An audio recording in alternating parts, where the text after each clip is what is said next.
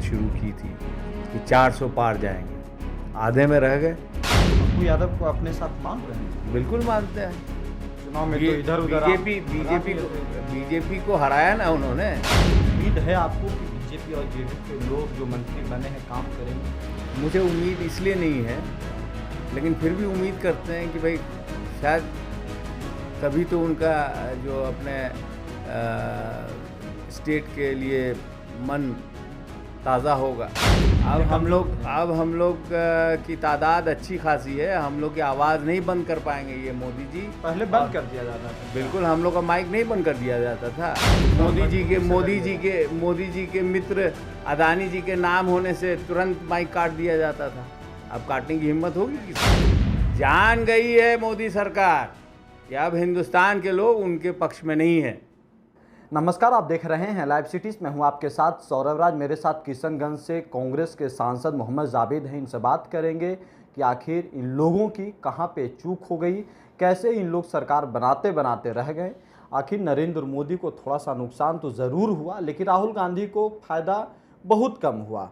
जावेद साहब, आप भी जैसे तैसे तो जीत करके दिल्ली पहुंच गए। किशनगंज की जनता ने फिर से आपको दिल्ली भेजा, लेकिन लड़ाई जो दिख रही थी वो नज़र नहीं आई। राहुल गांधी को लेकर के लोग कह रहे थे कि इस बार तो आप भी दावा कर रहे थे, लेकिन कुछ हुआ नहीं। जावेद साहब, नहीं हुआ कैसे नहीं, हमारा भी वोट किशनगंज के लोगों ने डबल कर दिया जीत का, और पार्लियामेंट में भी सीट हमारे राहुल जी के नेतृत्व में डबल हो गया। कई जगह चूक हुई, ख़ास करके बिहार में जो हमें उम्मीद थी वो नहीं हो पाया, कुछ हम लोग की गलती की वजह से, और कुछ आप जानते ही हैं कि हम लोग का पूरा जो फंड था उसको सील कर दिया गया। अब बगैर फंड के इलेक्शन लड़ना, वो भी मोदी जी के लड़ने के लिए पैसा नहीं था आप लोग के पास। जब हमारा अकाउंट ही सीज कर लिया गया तो फिर आप समझ सकते हैं कि क्या हुआ होगा। तो ये सब बातें हैं, लेकिन उसके बावजूद भी एक बात सामने आई कि हिंदुस्तान की आवाम और बिहार की भी आवाम मोदी जी से नाखुश हैं। और आपको मैं याद दिलाना चाहता हूं कि बड़े ज़ोर शोर से ये लोग कहते थे, मोदी जी ने शुरू की थी कि 400 पार जाएंगे, आधे में रह गए। लोगों ने इनका घमंड चूर कर दिया, और घमंड चूर कहाँ कहाँ किया? जहाँ पे सबसे ज़्यादा आवाज़ उठाते थे, यूपी में आधे से ज़्यादा सीट हम लोग के हिस्से में वहाँ के लोगों ने दिया।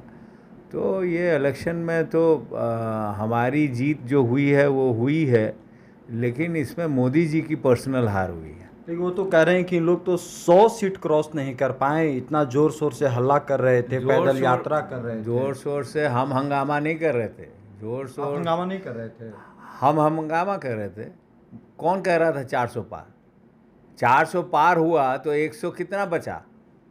143 बचा, उसमें से 99 हम लोग आए, और हमारे सहयोगी 8-10 हैं जिनको मजबूरी में इंडिपेंडेंट लड़ना पड़ा, उनका समर्थन हमारे साथ है। तो 143 सीट में तो 99 ऑफिशियली हम लोग जीत के आए हैं खुद अकेले, और बाकी जो हमारे अलायंस पार्टनर हैं वो उनकी तादाद आप जोड़ेंगे तो वो लगभग आधे मार्जिन पे हैं हम लोग। बिहार में आप लोग की क्या स्थिति है सर?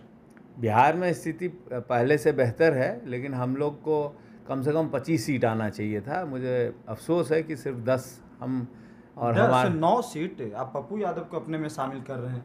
वो गए हमारे माननीय अध्यक्ष जी से मिले, अपना समर्थन दिए, तो उनको तो 10 ही न गिनेंगे भाई। आप पप्पू यादव को अपने साथ मान रहे हैं? हम बिल्कुल मानते हैं।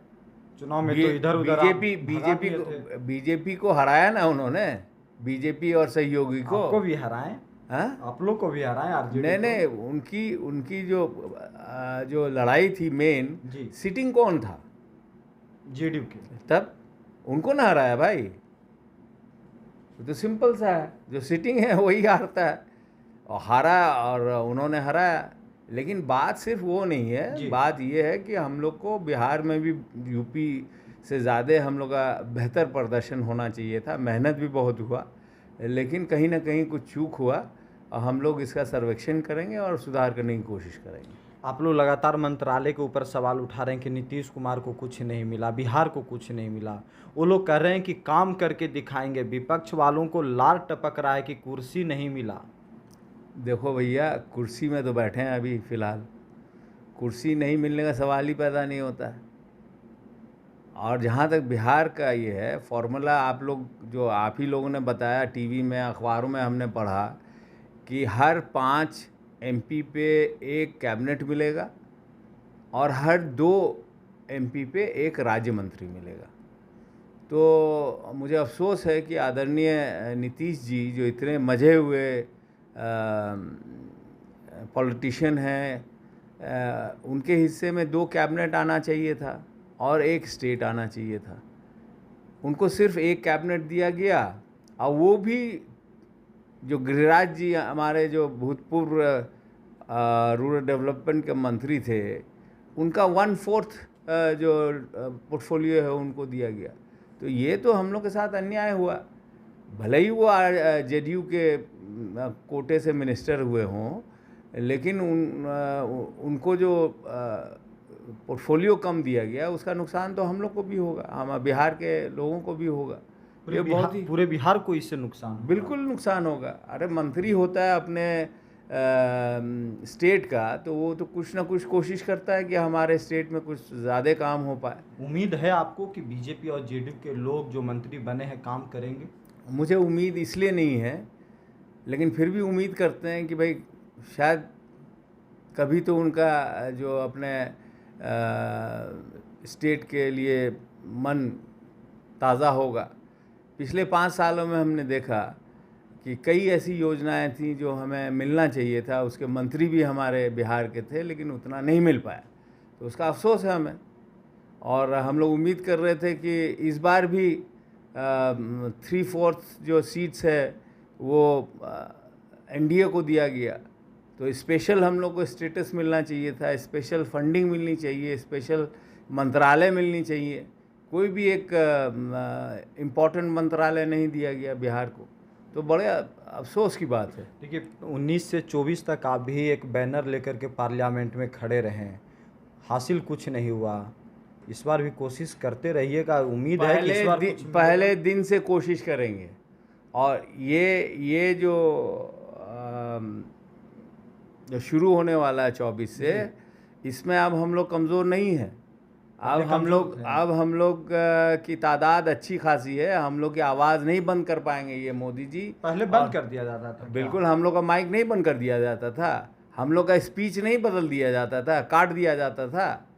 भाई आप ही लोग तो बताते थे आवाम को, जो भी थोड़ा बहुत बता पाते थे। ये तो दुनिया जानती है कि पार्लियामेंट में हम बोल रहे हैं, हमारी जो भाषण बंद कर दी जाती थी। मेरा माइक बंद कर दिया था स्पीकर साहब ने एक मरतबा, जब एक ट्रेन में हादसा हुआ था, जो एक मज़हब के लोगों को मार दिया गया था। उस पर हमने फिर हरियाणा में जो कम्युनल राइट्स हुए थे, उस पर हमने जब बोलने की कोशिश की तो हमारा माइक बंद कर दिया था स्पीकर साहब ने। हमारे नेता राहुल जी का भाषण कितनी बार रोक दिया गया। तो मोदी जी के मित्र अदानी जी के नाम होने से तुरंत माइक काट दिया जाता था।